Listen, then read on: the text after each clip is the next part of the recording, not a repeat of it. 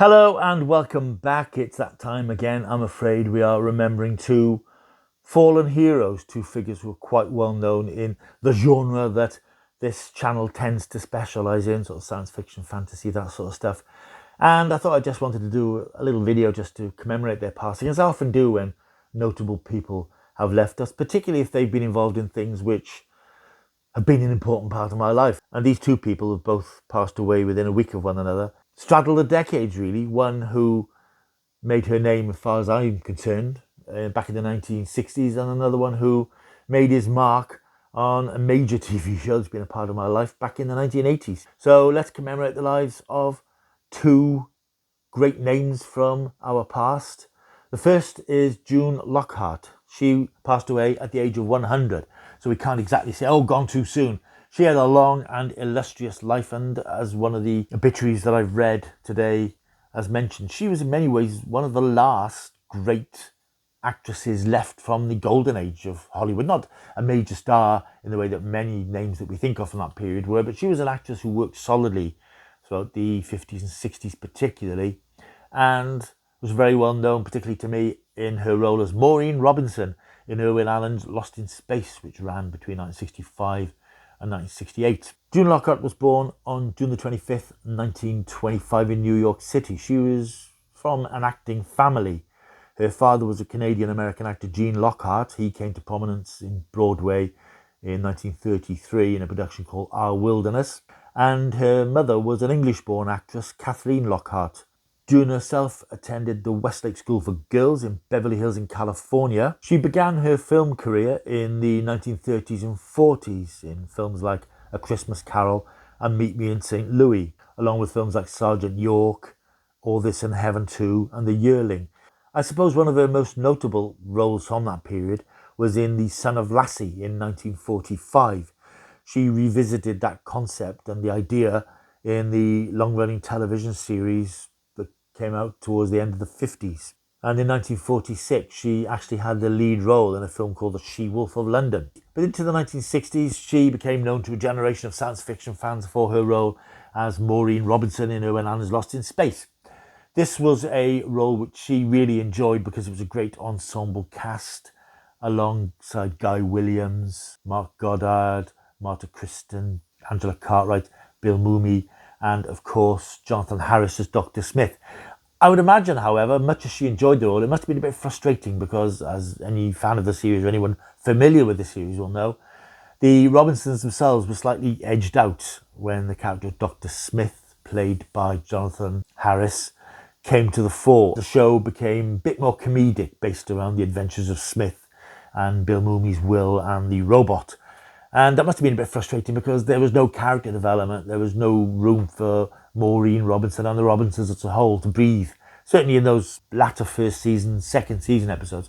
Things improved slightly in the third season, but there was still a skew more towards the comedy. Despite that, I know she was very and ferociously loyal to the series and its fans, and she supported it in the following decades. She would attend fan events. She appeared in a film, I think, called The Fantastic Worlds of Irwin Allen, which came out a couple of decades ago with many of the cast who are still around from those shows. I think she was ultimately proud of the fact she'd been in a very popular TV series.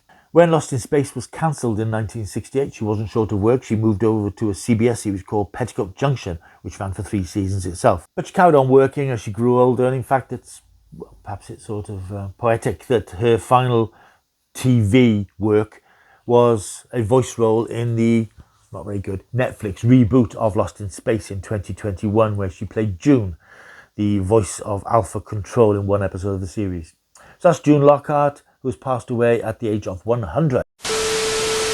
We've also lost the actor Nabil Shaban at the age of 72. He was born in February 1953. He passed away on the 18th of October. The news has just made its way out to the fan community. Best known for the role of Syl in 1980's Doctor Who, when he appeared in 2 stories, Vengeance on Varos, and then 4 episodes of The Trial of a Time Lord season the following year. Nabil was born in Amman in Jordan, and he had a brittle bone condition called osteogenesis imperfecta. You'll have seen Nabil, you'll have seen the disability that he lived with throughout his life. But it was a disability which never stopped him from performing and pursuing his interests in the arts. But it wasn't an easy early life for him. He was sent to the UK, where he spent a lot of time in various hospitals and residential homes. He studied at the University of Surrey in the late 70s and contributed to the student union newspaper Bare Facts.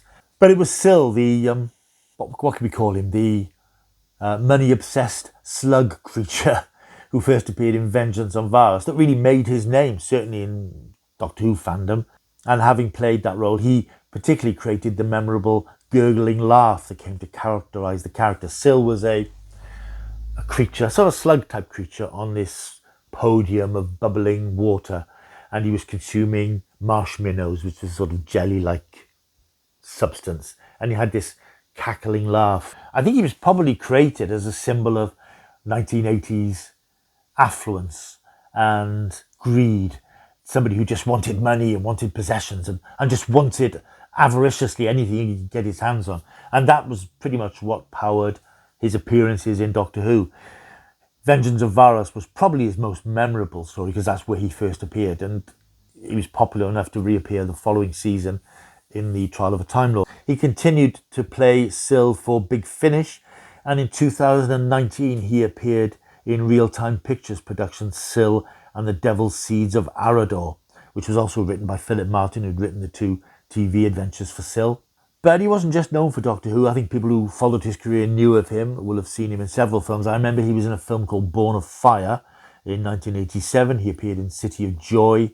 He even appeared in Alfonso Cuarón's brilliant apocalyptic film Children of Men in 2006. He also did work for the National Theatre. In 2011, he played the Roman Emperor Constantius II in a production of Emperor and Galilean.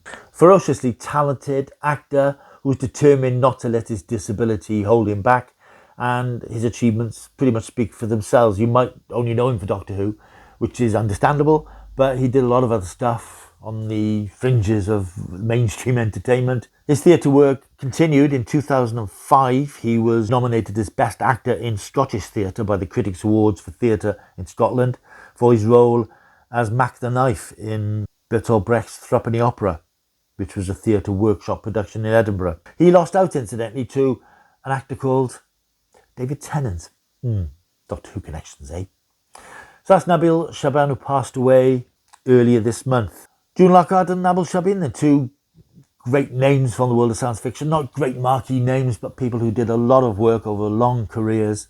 And as I always say when I do these videos, it's hard to sort of sum up the life of somebody who's done so much and leaves a huge legacy behind. So we thank them for their contributions, and our thoughts go out to their families. June Lockhart and Nabil Shaban, rest in peace.